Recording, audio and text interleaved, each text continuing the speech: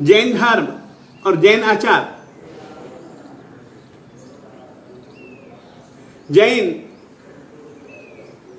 मूल रूप से शब्द है जिन। जिन शब्द का अर्थ होता है विजेता। शत्रुओं पर विजय पाने वाले को हम लोग जिन कहते हैं। शत्रु वे हैं जो कि हमारा अहित करते हैं। हमारे अहित से जिनको खुशी मिले वे शत्रु। मित्र वे हैं जिनको हमारा हित प्रिय हो। हित के लिए जो सोचे, हित में जो हमको प्रवृत्त करवाएं, उसका नाम होता है मित्र। शत्रु केवल बाहर के ही नहीं होते, शत्रु अंदर के होते हैं। और याद रखिएगा, बाहर के शत्रुओं से ज्यादा भयंकर यदि कोई शत्रु हैं तो वे हमारे भीतरी शत्रु हैं, हमारे आंतरिक शत्रु हैं। बाहर के शत्रुओं को पहचान भी लेंगे हम, भीतरी शत्रुओं को पहचानना भी कठिन। मगर यदि हमको इतना ख्याल रहेगा कि जो कोई भी हमारी आत्मा का अहित,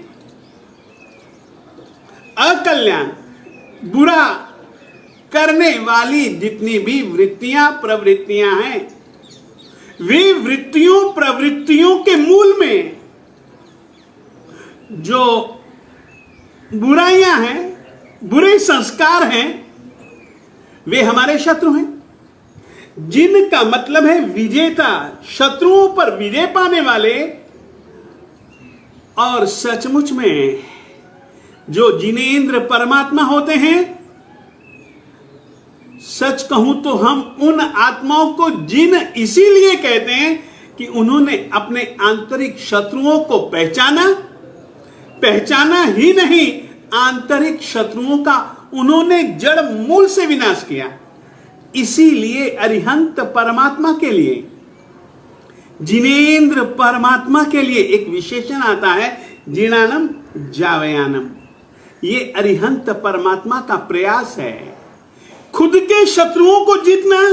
और यदि कोई भी व्यक्ति, कोई भी जीवात्मा आंतरिक शत्रुओं को जीतना चाहते हैं तो उनको जीतने की प्रक्रिया बतलाने वाले, निश्चित रूप से यदि वह आंतरिक शत्रुओं का नाश करना चाहता है तो उन आंतरिक शत्रुओं के नाश के लिए हर एक तरीके की प्रक्रिया बतलाने वाले और उस व्यक्ति को उस कार्य के लिए प्रोत्साहित करने वाले, अथ से लेकर के इति तक पहुंचाने वाले को हम जिनानम जावयानम कहते हैं।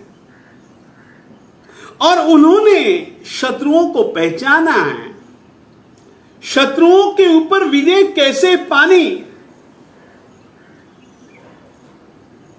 शत्रु किस किस तरीके से हमारे मन के ऊपर, हमारी आत्मा के ऊपर, हमारी बुद्धि के ऊपर,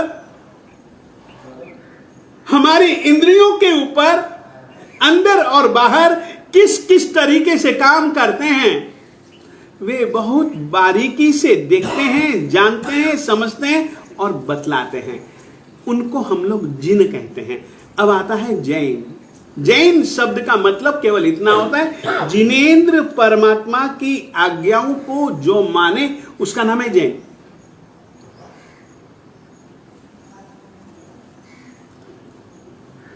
जिनेंद्र परमात्मा की जो आज्ञाओं को माने उसका नाम है जैन।